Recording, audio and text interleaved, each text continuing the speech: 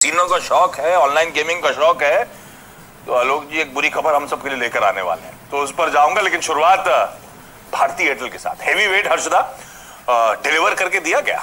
Bharti Airtel heavy weight मैं नहीं, लेकिन हाँ वहाँ पर तेजी देखने को मिल सकती है क्योंकि नंबर्स अच्छे हैं।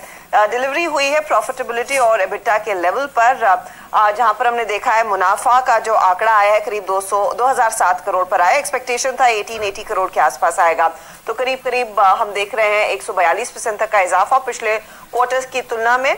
रेवेन्यू के फ्रंट पर 5.5% तक की ही ग्रोथ देखने को मिली। हालांकि मार्केट एक्सपेक्ट कर रहा था कि तकरीबन 6% से ज्यादा की ग्रोथ रेवेन्यू में देखने को मिलेगी। इबिटा लेवल और मार्जिन्स के आंकड़े आपकी स्क्रीन पर आ गए हैं जहां पर इंप्रूवमेंट है।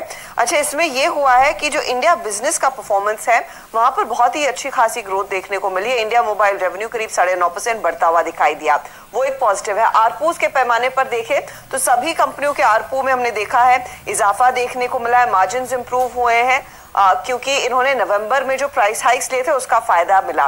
तो 178 के आसपास ये आरपू आना ये एक बड़ा पॉजिटिव है। और अगर आप इसकी तुलना बाकी कंपनियों के आरपू से करेंगे तो हाईएस्ट आरपू दरअसल भारती एयरटेल के लिए है। और भारती एयरटेल के लिए क्वार्टर वैसे भी खास रहा क्योंकि इन्होंने एक साइजेबल सब्सक्राइबर एडिशन किया है इस पर्टिकुलर क्वार्टर में, वो एक एडेड एडवांटेज है। तो सॉलिड नंबर्स दरअसल कंपनी की तरफ से आए हैं। सॉलिड नंबर्स आते हुए आरपू हाईलाइट पिछले क्वार्टर के 163 के सामने 178 रुपीस पे पहुंचता हुआ। और सुनील भारती मित्तल साहब ने कहा था 200 इंडस्ट्री को सस्टेन करने के लिए आरपू बड़े जरूरी है, और उसी तरफ बढ़ रहा है, तो स्ट्रीट का कॉन्फिडेंस बढ़ेगा।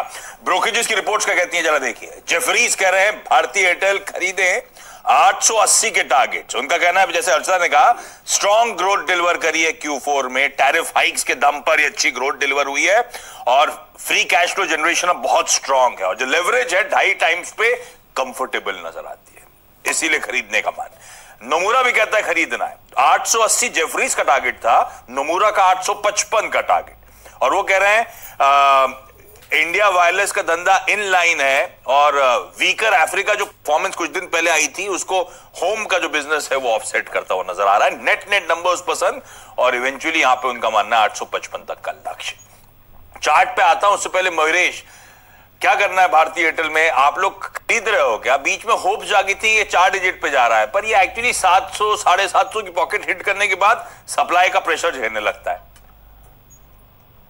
Absolutely Ashish, you nailed it on the head. और हमें लगता है आई थिंक जो एक सप्लाई जोन है भारती के लिए 750 760 ये क्रॉस करना में अहम है और रहना इसके ऊपर है एज पर आवर ओनिल रूल्स एज वेल। तो अगर वो कर पाते हैं तो आई थिंक एक पॉजिटिव ट्रैक्शन रहेगा। जैसे अर्चना जी कह रहे कि आई थिंक अगर हम जियो, वोडाफोन और एयरटेल के आई थिंक की डायनामिक्स देखें, revenue growth has been the best out of the 3 for Bharti Airtel at 9.5%। अगर हम क्वार्टर ऑन क्वार्टर चेंज देखें, इबिटा में आई थिंक जो ग्रोथ ट्रांसलेट हुई है, वोडाफोन का आई थिंक एक लोअर बेस था, but compared to Jio, Bharti has delivered 12.5% growth compared to a 10.5% growth. ARPU लगभग Jio और भारती की 10% की ग्रोथ क्वार्टर ऑन क्वार्टर दिखी थी। और जो डेट रिडक्शन हुआ है बुक्स पे, अलॉन्ग विद एक्सपेक्टेशन जो मान के चल रहे हैं कि जो 4G सब्सक्राइबर एडिशन जो है 200 मिलियन के ऊपर निकल गए हैं, quarter on quarter growth of almost 5.8 million.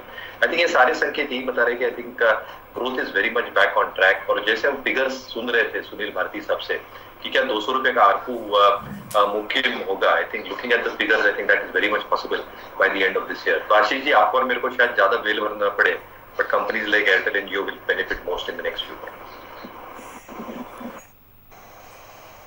जी हाँ, अगर आप अपने व्यू सुना मयूरेश जी का, और एक बार प्लीज चार्ट लेके आइए और याद रखिएगा भारतीय एयरटेल के करियर में 2 ब्रेकआउट्स हिस्टोरिकली सबसे मैटर करते हैं। 1 जुलाई 2011 का, माफ कीजिएगा 6 का, जब इस स्टॉक ने 177 रुपए से करीब 535 तक कम हो गया था।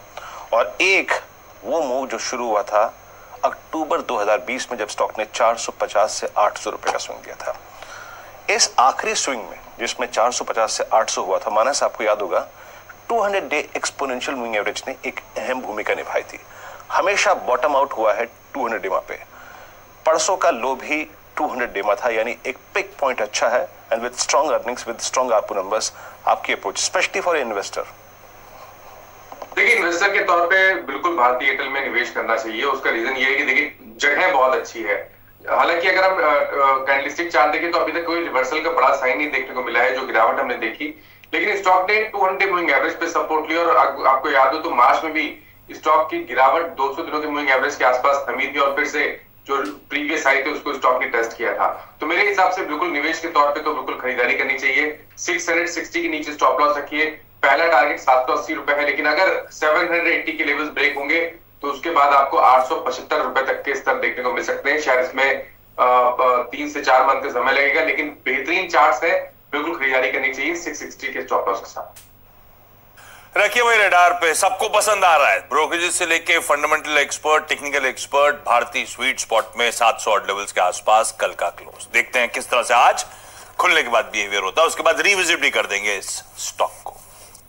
दूसरी इंपॉर्टेंट खबर, डिफेंस रिलेटेड स्टॉक्स। ये जी क्या डेवलपमेंट है, क्यों पसंद